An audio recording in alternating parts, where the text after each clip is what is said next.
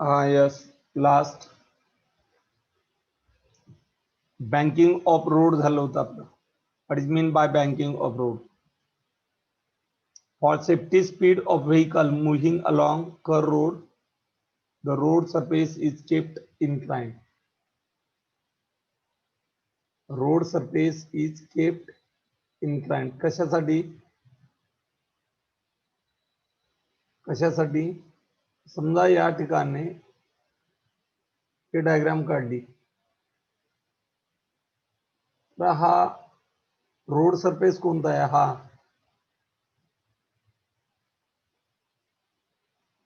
आणि हे horizontal level आहे. हॉरिझॉन्टल लेवल या डायग्राम वरून टर्न कोणत्या बाजूला असेल रोडचा तो कळतो, कारण सेंटर कडली इनर साइड खाली असते, म्हणजे रोडचा टर्न असा असेल. हा रोड सरफेस आहे. इथं हा रोड सरफेस आहे. मग या अँगलला काय म्हणतात? तर it is the angle of banking. काय म्हणतात त्याला? Angle of banking. अँगल कुणी केलाय? Angle made by road surface. कसला रोड सरफेस आहे? इन्क्लाइन्ड. कुणाशी? हॉरिझॉन्टल लेवलशी ऍट सम सुटेबल अँगल. किती बी नाही अँगल घ्यायचा, सम सुटेबल अँगल. त्यामुळं ही बाहेरची बाजू आतल्या बाजूपेक्षा एवढी वरती गेली, एवढी वरती गेली. या अरेंजमेंटला बँकिंग ऑफ रोड असं म्हणतो. या अरेंजमेंटला काय म्हणतो? Banking of road. What is the necessity of banking of road? Banking of रोडची गरज काय आहे? गरज कधी कळती रे? नेसेसिटी कधी कळती? ज्यावेळेस नसेल तर. मग जर हा हॉरिझॉन्टल रोड असेल, हा हॉरिझॉन्टल रोड असेल तर या ठिकाणी या हॉरिझॉन्टल रोडवरती या गाडीवरती या गाडीच्या चाकावरती फ्रिक्शनल फोर्स या बाजूला ऍक्ट होतो. हा फ्रिक्शनल फोर्स काय प्रोव्हाइड करतो? सीपीएफ. म्हणून या ठिकाणी when vehicle is moving along horizontal road, banking of road नाही, हॉरिझॉन्टल रोड वरती जर गाडी मूव्ह होत असेल अलॉंग हॉरिझॉन्टल रोड, सीपीएफ कोण प्रोव्हाइड करतं? Frictional force. हा फ्रिक्शनल फोर्स काय असतोय? Mu into normal reaction. समजा ही नॉर्मल रिॲक्शन आहे, ई असेल. हा एन नॉर्मल का? तर परपेंडिक्युलर इथं ज्या सरफेसला टच आहे, आणि हे वेट असतं एमजी. मग N balance the MG, mu MG. हा सीपीएफ. एमजी जर कॉन्स्टंट असेल एखाद्या गाडीचा तर CPF directly proportional to mu. CPF directly proportional to mu. Mu road surface smooth असेल तर म्यू कमी असतो, आणि रोड सरफेस रफ असेल, खडबडीत असेल तर म्यू जास्त असतो. ओके. मग मला सांगा, प्रत्येक वेळेस रोड सरफेस हा सारखाच असेल का? नाही.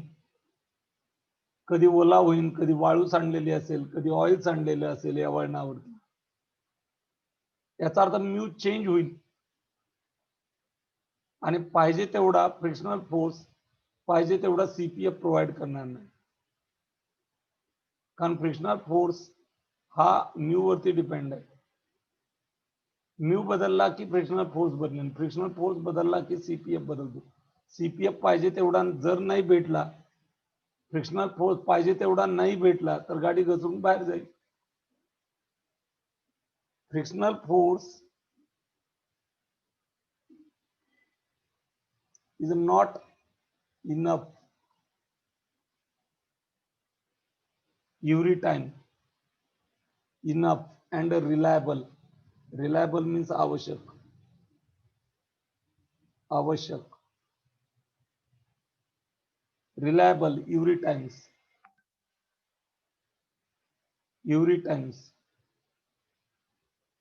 it is the changes. तो फ्रिक्शनल फोर्स काय होईल, चेंज होईल. कधी, when road becomes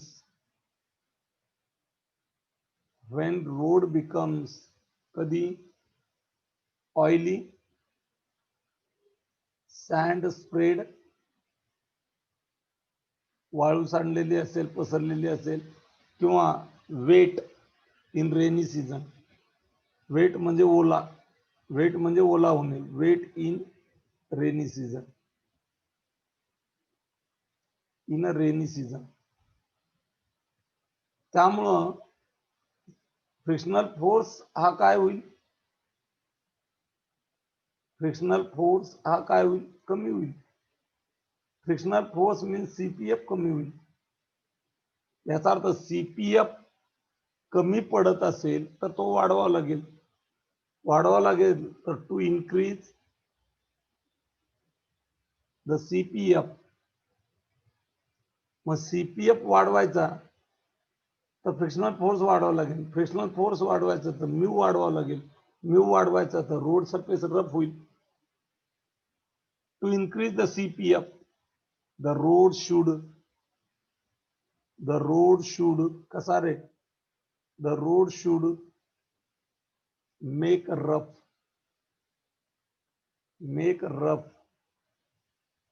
रफ झाल्यामुळं, but it is cause wear and tear,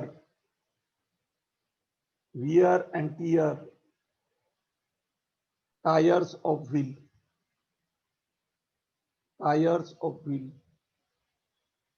म्हणजे चाकांचे टायर हे बस्ट होतील, झीज होईल, फुटतील, फाटतील आणि ऍक्सिडेंट घडेल. एक प्रॉब्लेम आहे, जर रस्त्यावरचा सीपी फ्रिक्शनल फोर्स कमी प्रमाणामध्ये जाणवत असेल एखाद्या वळणावरती, तर तिथं फ्रिक्शनल फोर्स वाढवला जातो सीपीएफ वाढवण्यासाठी. आणि सीपीएफ वाढवण्यासाठी फ्रिक्शनल फोर्स वाढवला, तर फ्रिक्शनल फोर्स वाढवला म्हणजे रोड सरफेस रफ बनवला. रोड सरफेस रफ बनवला म्हणजेच टायरची झीज जास्त होईल आणि कधी कधी टायर वळणावरती फुटतील. वळणावरती टायर स्पीड मध्ये गाडी असताना जर फुटले तर ऍक्सिडेंट घडेल. म्हणजे जर सीपीएफ कमी पडला ड्यू टू लॅक मीन्स कमी, लॅक ऑफ सीपीएफ, गाडी काय होईल, देयर इज अ पॉसिबिलिटी कशाची, स्किडिंग, घसरण्याची, skidding the vehicle,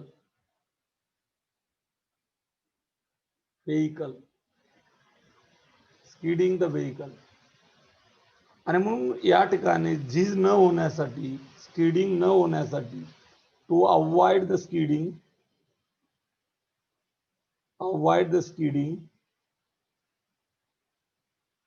banking of road is a necessary.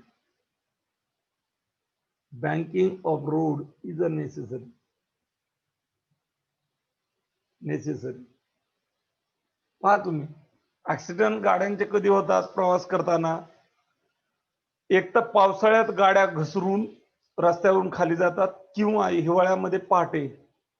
आणि हिवाळ्यामध्ये पहाटे का, तर रोड सरफेस वरती हिवाळ्यात दवबिंदू साचतात, ड्रॉपलेट्स असतात, आणि गाडी त्याच्यावरून चालली की ड्रॉपलेट रप्चर होतात, फुटतात, आणि रोड सरफेस ओला होऊन टायर ओलं झाल्यामुळे घसरतात. म्हणजे फ्रिक्शन कमी होतं, म्हणजे सीपीएफ कमी पडतो, आणि सीपीएफ कमी पडला की गाडी घसरून बाहेर जाते. किंवा वाळू सांडली तर, किंवा ऑइल सांडलं तर,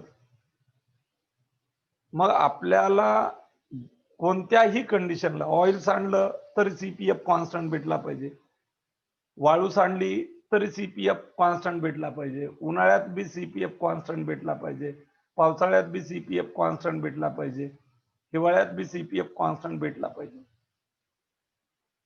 त्याच्यासाठी कॉन्स्टंट सीपीएफ मिळण्यासाठी बँकिंग ऑफ रोडची गरज आहे. मग बँकिंग ऑफ रोड जर केला तर सीपीएफ कॉन्स्टंट भेटतो का, तर ते पाहू आपण. मग या ठिकाणी पहा, जर banking then road is banked, बघा समजा या ठिकाणी बँकड हा रोड बँकड टर्न इकडं असेल असा, गाडी समजा मी या ठिकाणी ही गाडी घेतली, हे टायर गाडीची, ही गाडी,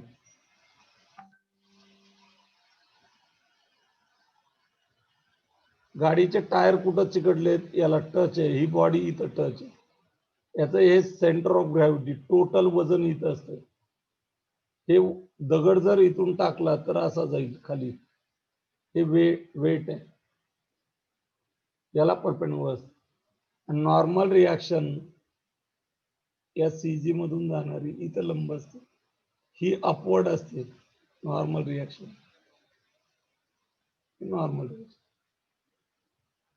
या हॉरिझॉन्टल लेवलला पॅरलल काढा,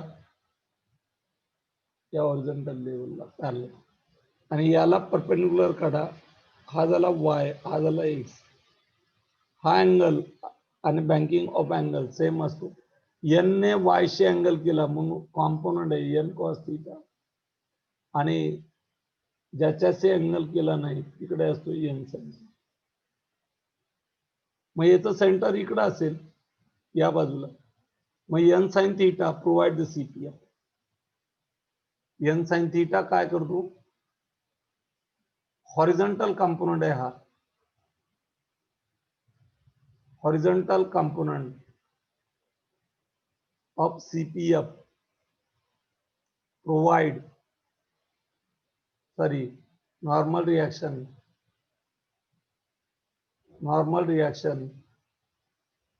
provide CPF. मग मला सांगा या ठिकाणी मी काय केलंय, सीपीएफ इज इक्वल टू काय होईल, एन साइन थीटा. समजा जर फ्रिक्शनल फोर्स विचारात नाही घेतला तर काय म्हणलं मी, इथे मी फ्रिक्शनल फोर्स विचारात घेतला नाही तर, without considering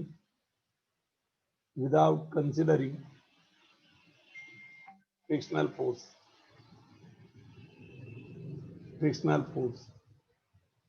ओके. हा एन साइन थीटा हा सीपीएफ प्रोव्हाइड करतो.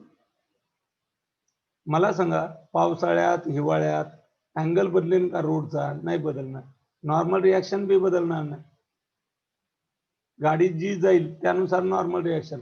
सायकल चालली तर नॉर्मल रिॲक्शन कमी असेल, टमटम चाललं तर नॉर्मल रिॲक्शन कमी असेल, रिक्षा चालली तर नॉर्मल रिॲक्शन कमी असेल, एसटी चालली तर वाढेल, ट्रक चालली तर आणखी वाढेल.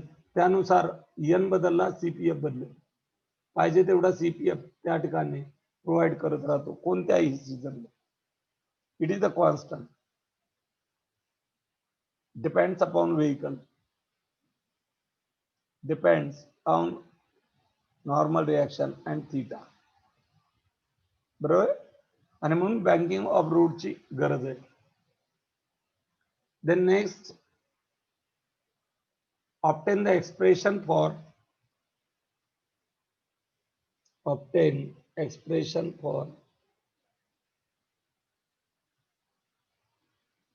maximum safety speed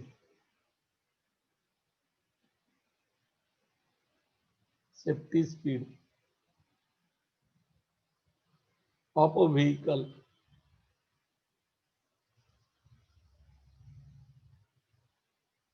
driven along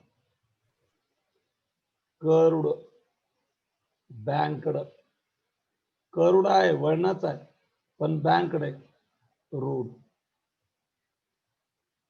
कधी कधी असा एक क्वेश्चन विचारला जातो, show that angle of banking independent upon the mass of vehicle. काय म्हणतो, show that angle of banking independent upon the mass of vehicle. Shear या ठिकाणी पहा, हे horizontal curve, sorry horizontal level, हा बँकड कर्व रोड, हा अँगल ऑफ बँकिंग, म्हणजे वळण कुठं असेल, हे इथं असं. टायर रोड सरफेस वरती असतात.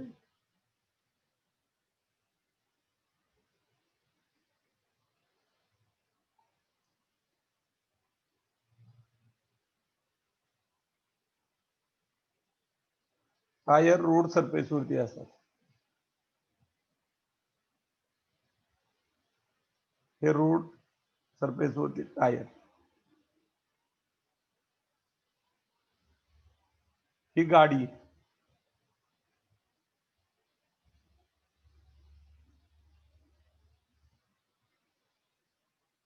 या गाडीचं टोटल मास म्हणजे टोटल वजन या पॉइंटला आहे, याला म्हणतात centre of gravity point, CG point. CG means centre of gravity point, gravity. Total mass तिथंच असतंय, टोटल वेट तिथंच असतंय. ओके, मी या ठिकाणी एक्स ऍक्सिस काढतो आणि वाय ऍक्सिस, मी रोडला पॅरलल एक्स ऍक्सिस काढलाय, सेंटर ऑफ मास मधून जाणार.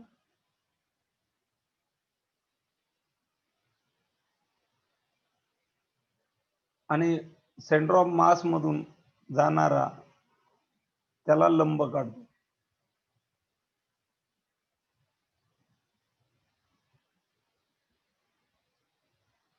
सॉरी, आपल्याला काय करावं लागेल, हॉरिझॉन्टलला पॅरलल काढायचं आहे.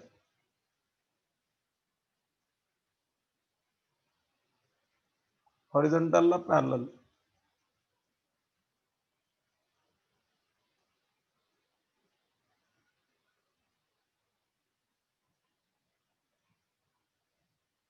हॉरिझॉन्टलला पॅरलल. सर्वात महत्वाचं अगोदर वेट दाखवतो. त्या गाडीचं वेट, इथून दगड जर सोडला तर तो असा जाईल खाली.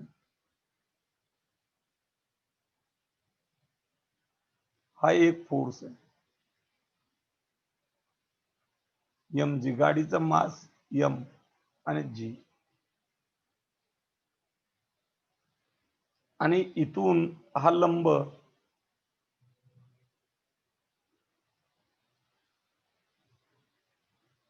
हा नॉर्मल रिएक्शन एन. ओके, गाडी घसरली तर इकडं घसरेल, या बाजूला घसरेल, घसरली तर फ्रिक्शन इकडं जाणवेल, कारण जिथं कॉन्टॅक्ट आहे तिथंच हे फ्रिक्शनल फोर्स. हा फ्रिक्शनल फोर्स इथं जाणवत असेल तर या ठिकाणी पाहता, मी याला कंप्लीट व्हर्टिकल हा काढला वाय, आणि याला पॅरलल या सेंटर ऑफ मास मधून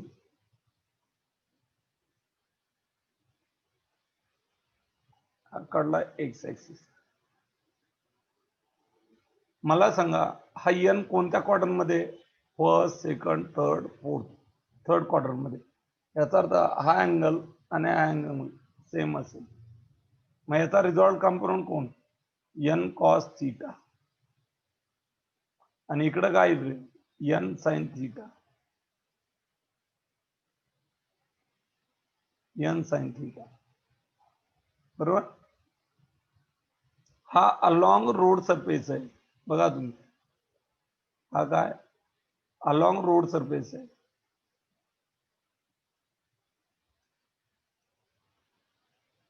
अलॉंग रोड सरफेस आहे. तर हा फोर्स मी कॉपी करतो आणि पेस्ट करतो.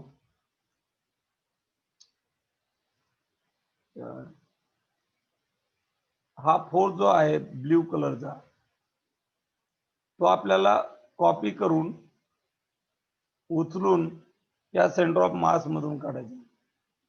हा या ठिकाणी हा पॅरलल असा, हा उचलून इथं घेतला,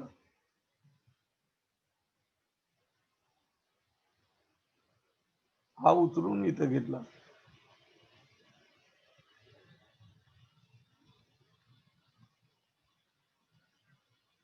हा पॅरलल फ्रिक्शनल फोर्स उचलून घेतला.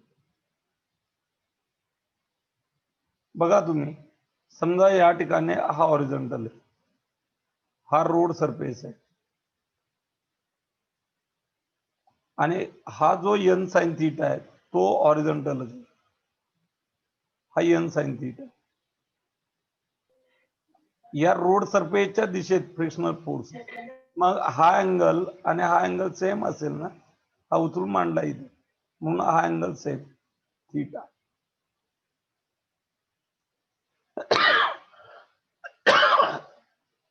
हा फ्रिक्शनल फोर्स मी रिझॉल्व करतो, या एफ ने याच्याचे अँगल केला त्यामुळे इकडे एफ कॉस थीटा, आणि या एफ ने याच्याचे अँगल नाही केला म्हणून हा एफ साइन थीटा. मी एका बाजूला सेंटर ऑफ ग्रॅव्हिटी काढतो. समजा ही गाडी, या गाडीचं वजन हे mg, याच्यावरती कंपोनंट ऍक्ट होतो एफ साइन थीटा, आणि वरच्या बाजूला ऍक्ट होतो एन कॉस थीटा. थोडं वेळ कन्सिडर करू, गाडी अशी चालली, ती अशी टर्न मारती अशी, तिचं सेंटर आहे इकडे, रेडियस आर असणार, तर या दिशेत हा एन साइन थीटा आहे आणि हा एफ कॉस थीटा आहे, एफ कॉस थीटा. याचा अर्थ ही गाडी खड्ड्यात जात नाही, म्हणजे आत जात नाही, म्हणजे या एन कॉस थीटाला कोण बॅलन्स करतो? या दोघांची बेरीज. या एन कॉस थीटाला कोण बॅलन्स करतो? त्या दोघांची बेरीज. एकूण गाडीवरती किती फोर्स ऍक्ट होतात? फोर्स ऑन व्हेकल, एक normal reaction vertically upward perpendicular to surface of a road, बरोबर. Number 2 mg, that is the weight of vehicle downward perpendicular to HL, horizontal level. कळेल ना HL, horizontal level.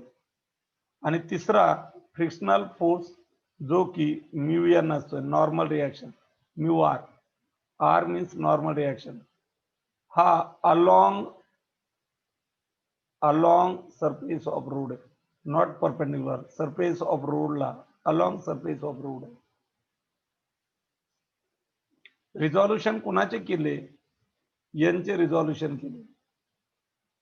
N resolve into two component, एक N cos theta vertically upward आणि N sine theta horizontal,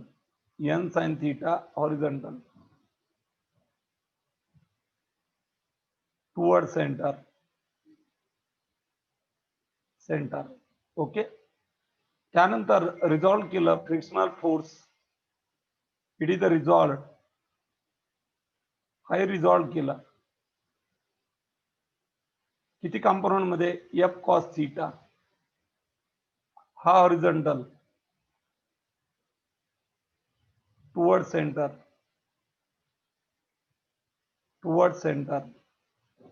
आणि F sine theta vertically downward perpendicular to HL, horizontal level. Level. Okay. आता याच diagram वरून आपल्याला equation करायचे. मी याला पुढच्या पेजवरती घेतो. त्याला पुढच्या पेजवरती घेतो.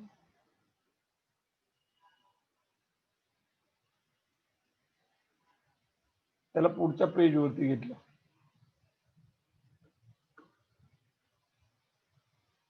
ओके. याच डायग्राम वरून मी आता इक्वेशन तयार करणार आहे. हे सेंटर आहे. हे काय सेंटर आहे. Along the radius towards the centre CPF provide करत असते. हे ओ सेंटर कुणाचं रोडचं. हा रोड आहे तुमचा. ही गाडी तुमची. ही गाडी. मग मला सांगा along the radius towards the centre दोघं जण आहेत. मग अगोदर मी फ्रिक्शनल फोर्स करतो. Frictional force is directly proportional to normal reaction. F is equal to mu n. Okay. F is equal to mu n. CPF is equal to कोण रे CPF कोण provide करतो. दोघं जण प्रोव्हाइड करतात. कोण दोघं जण. F cos theta n sin theta plus F cos theta. CPF काय mv square divide by radius. ही radius r is equal to n sin theta. F ची किंमत mu n into cos of theta. mv square divide by r is equal to n common घेतो sin theta plus mu cos theta. याला equation 1 म्हणतो. हा total CPF. Friction विचारात घेतलंय रे. Without friction म्हणलं तर म्यू 0 करायचा. कळलं का. आता एन कॉस थीटाला बॅलन्स कोण करतो. हा एन कॉस थीटा अपवर्ड आहे आणि एफ साइन थीटा आणि एम जी डाउनवर्ड आहे. That is M G plus F sine theta. So N cos theta is equal to M G plus F काय mu N into sine of theta. तर हा तिकडं पाठवू. M G एका बाजूला ठेवू. M G is equal to N cos theta minus mu N sine theta. आणि परत वापस एन कॉमन घेऊ. एन कॉमन घेतला. Cos theta minus mu sine theta. That equation number 2. Fee काढायचं आहे आपला. इक्वेशन 1 ला 2 ने डिवाइड करू. Dividing equation 1/2. इक्वेशन 1 च्या डाव्या बाजूला इक्वेशन 2 च्या डाव्या बाजूने भागायचे. mv square divide by r divided by mg is equal to n inside the bracket sin theta plus mu cos theta divided by n inside the bracket cos theta minus mu sin theta. n ला n cancel. m ला m cancel. v square divide by r divide by g. r खाली जाईल. काही v square divided by rg होत असतं.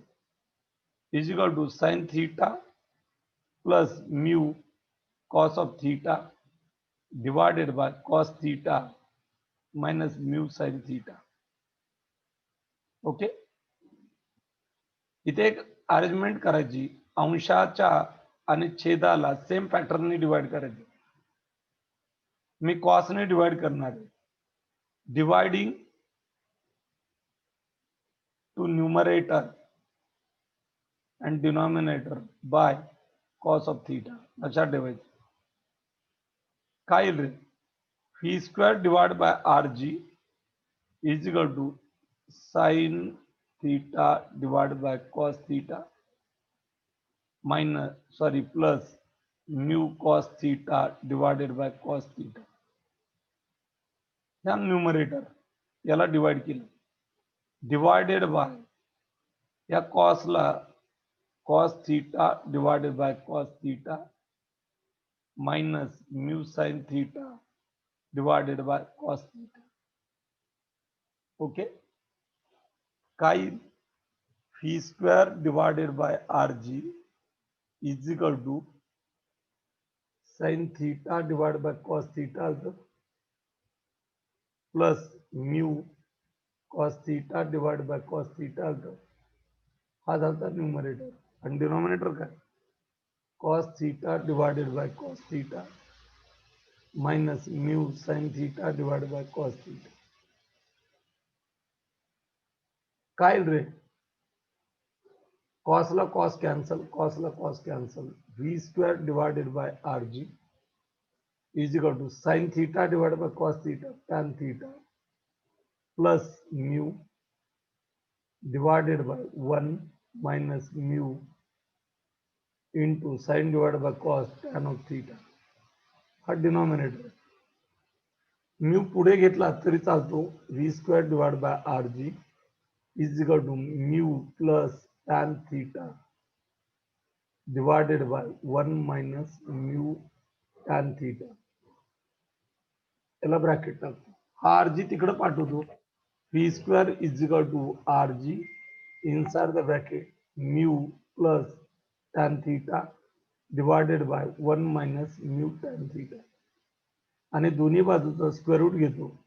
phi is equal to square root of rg inside the bracket mu plus tan theta divided by 1 minus mu tan theta. And this is the maximum safety speed of a vehicle moving along banked curve. काय आहे हा, maximum, यालाच optimum म्हणतो. Maximum safety speed आहे. जास्तीत जास्त या वेगाने जाऊ शकता, याच्यापेक्षा कमीच वेगाने जायचं म्हणजे ऍक्सिडेंट होत नाही. Maximum safety speed of a vehicle moving along banked curved road. इथे फ्रिक्शन विचारात घेतलेले. With friction, frictional of force. Okay, with frictional force आहे. केस फर्स्ट, जर अँगलच मी झिरो ठेवला, अँगल झिरो ठेवला, मग तो बँकिंग असेल का, नाही. तो कसा असेल, फॉर हॉरिझॉन्टल कर्व रूट. आणि याची काढली आपण हॉरिझॉन्टल कर्व रूट, याचा स्पीड काढलाय काय, V is equal to square root of mu R G. येतो का नाही पाहू याच्यावरून. थीटा जर झिरो असेल तर इक्वेशन 3 बिकम्स काय येईल, CR. Equation 3 becomes V is equal to square root of R G mu plus tan of zero divided by 1 minus mu into tan of zero. Tan झिरोची किंमत झिरो असते. किती असते, झिरो. त्यामुळे V is equal to square root of R G mu plus zero divided by mu plus zero divide by 1 minus mu into zero. याचा गुणाकार अगोदर करायचा. काही square root of R G mu plus zero mu divided by 1 minus 0. 1 minus 0, 1. So V is equal to काय, square root of mu r g. आला का तूच हॉरिझॉन्टलचा. जर बँकड नसेल तर say that equation number 4. Say that equation number 4. Case second without friction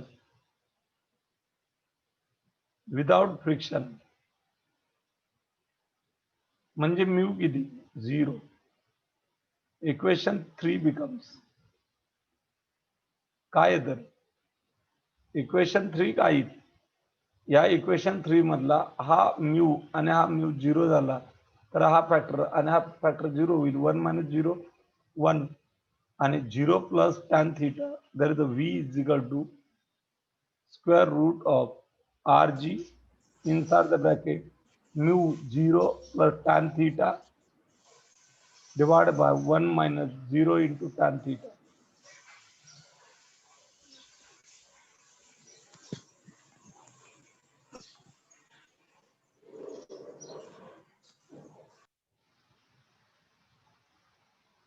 Phi is equal to square root of rg inside the bracket 0 plus tan theta divided by 1 minus 0 into tan theta. बरोबर ना. मग खाली काय राहतं phi is equal to square root of rg tan of theta. V is equal to rg tan of theta. Say that equation number 5. That the V depends कशावरती रे on r, on g and on theta. But V independent on mass of गाडी, mass of vehicle. Okay.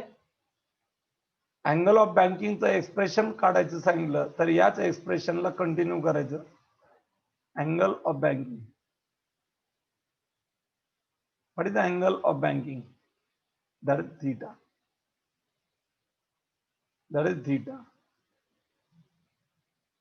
हा theta. हा surface of road. The angle between incline म्हणजे inclined surface of road and horizontal level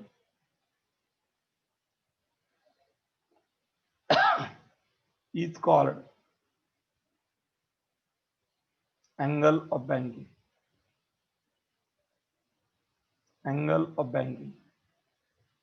Okay. मग squaring the equation 5.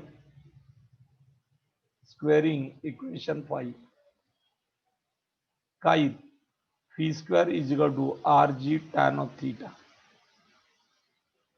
तर tan theta is equal to काय phi square divided